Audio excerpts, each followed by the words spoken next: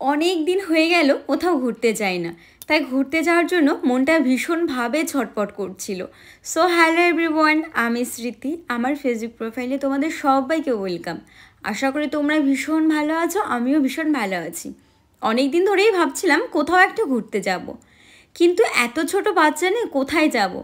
তাই ফাইনালি আমরা একটা কাছের জায়গায় ডিসাইড করেই ফেললাম। তো সেইখানে যাওয়ার জন্য আমরা কিন্তু অনেক ভোর ভোর উঠে গেছি, কেননা আমাদের ট্রেনটা ছিল সকাল 6টা নাগাদ। তাই ট্রেন ধরার জন্য অনেক সকাল সকাল উঠে গেছি। তো চলো এবার সেখানে যাওয়া যাক। এবার আমরা যাচ্ছিটা কোথায় সেটা জানতে হলে ফুল ব্লগ তোমাদের দেখতে হবে।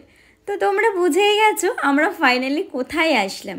ওই যে স্কট মন্দিরের চূড়াটা দেখা যাচ্ছে, এইখানে আসার জন্য কিন্তু অনেক দিন ধরে অনেক চিন্তা ভাবনা করে এত ছোট বাচ্চা নিয়ে আমরা বেরিয়ে পড়লাম।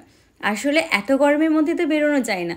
আমরা কিন্তু গরমের অনেকটা আগে গিয়েছিলাম, ভিডিওটা পোস্ট করতে অনেকটা লেট হয়ে গেল যদিও। তো যাই হোক, এই নিয়ে কিন্তু আমার এখানে 2 থেকে বা 3 বার এর বেশি হবে আসা, কিন্তু তাও শান্তি হয় না। আসলে একটা শান্তির জায়গা না এটা, এখানে আসার জন্য মনটা ছটফট করবে। তো এই যে আমাদের সেই হোটেল শুভম, এই হোটেলটা আমরা আগে থেকে রুম বুক করে রেখেছিলাম, কেননা আমাদের হাতে অত সময় নেই ওখানে গিয়ে রুম খোঁজার, কেননা আমরা গিয়েছিলাম একদিনের জন্য। তো যাই হোক, এই যে আমাদের রুম, বাথরুম টাথরুম সব কিছু মিলিয়ে রুমটা বেশ ভালোই ছিল, কিন্তু একটু ছোট, কোনো প্রবলেম হয়নি যদিও। তো যাই হোক, আমার মাম্মাম কিন্তু অনেকক্ষণ পর বিছানা পেয়ে ভীষণ খুশি, আর আমি রেডি হয়ে নিচ্ছিলাম। ওখানে গিয়ে মাম্মামকে স্নান করিয়ে আমরা স্নান দান করে খেয়ে দিয়ে ফাইনালি আমরা রেডি হয়ে গেছি। এই ছিল আমার ফাইনাল লুক। তো চলো, আমার মাম্মামকে পুরো প্যাক করে নিয়েছি আমরা বেঁধে। মাম্মাম কিন্তু এখানে ভীষণ খুশি হয়ে গেছিলো, মানে নতুন একটা জায়গা তো ভাবছিল কোথায় আসলাম, আমাকে কোথায় রেখেছে।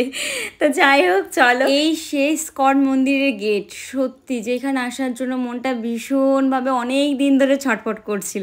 তো যাই হোক, ফাইনালি আসতে পেয়ে কিন্তু আমি ভীষণ খুশি। আর যেহেতু হালকা গরমের মধ্যে গিয়েছিলাম আর প্রচুর রোদ ছিল, তাই ছাতাটাও সঙ্গে নিয়ে গেছিলাম। আর মায়াপুরে আসলে যেখানে না আসলে একদমই হয় না, সেটা হচ্ছে এই গোশালা। এই গোশালায় আসলে সত্যি এত ভালো লাগে। গোমাতাদের থেকে আশীর্বাদ নিয়ে নিলাম। মাম্মামকে বললাম, মাম্মাম তুমিও একটু আশীর্বাদ নিয়ে নাও। কিন্তু আমার মাম্মাম কিন্তু ফার্স্টে একটু ভয় পাচ্ছিল যদিও, কিন্তু তারপরে কিন্তু ও ভীষণ মজা পেয়েছে। তারপরে সেখানকার দুধ দই ছানা যদি না খায় তাহলে কিসের আর আশা বলো। তাই সেখান থেকে আমরা একটু ঘোল খেয়ে নিলাম। আর ঘোলটা এত টেস্টি ছিল যে কী বলবো, গরমের মধ্যে তো ভীষণ ভালো লাগছিল। মনে হচ্ছিল আর 2-3 গ্লাস খেয়ে নিই, কিন্তু আর সময় ছিল না সেখানে দাঁড়িয়ে দাঁড়িয়ে খাওয়ার। তাই আমরা সেখান থেকে বেরিয়ে চলে আসলাম মায়াপুর ইস্কন মন্দির পাশে যে ছোট্ট একটা পার্ক আছে, সেই পার্কে। আর এই পার্কে এসে আর মামা মেয়ে জলটা পেয়ে কি খুশি, ভাবছিল স্নান করাবে, এত খুশি হয়ে গিয়েছিল। তারপরে আমরা প্রসাদ নেওয়ার জন্য লাইনে দাঁড়ালাম, কিন্তু আমাদের কপালটা এতটাই খারাপ ছিল যে এই লাইনে দাঁড়িয়ে আমরা প্রসাদ পাইনি। 2-3টে লাইনে দাঁড়িয়েছিলাম কিন্তু কোনোটাই প্রসাদ পাইনি। শেষমেশ সন্ধেবেলা আমরা প্রসাদ পেয়েছিলাম, সেই ভিডিওটা যদিও নেওয়া হয়নি। তারপরে আমরা অনেকক্ষণ মায়াপুরে ঘোরাঘুরি করার পর সন্ধ্যাবেলা প্রচুর বিদ্যুৎ চমকাচ্ছিল। আমরা তো ভয়ে ভয়ে সেখান থেকেই বেরিয়ে তারপর রুমে চলে গেলাম। রুমে যাওয়ার পর একটু ফ্রেশ হয়ে একটু রেস্ট নিয়ে আবার বেরিয়ে পড়লাম, কেননা আমাদের বাড়ির জন্য কিছু কেনা হয়েছিল না। বেরিয়ে যাওয়ার পরে দেখেছো তো, আমার মাম্মামি মনে হচ্ছিলো দোকানদার।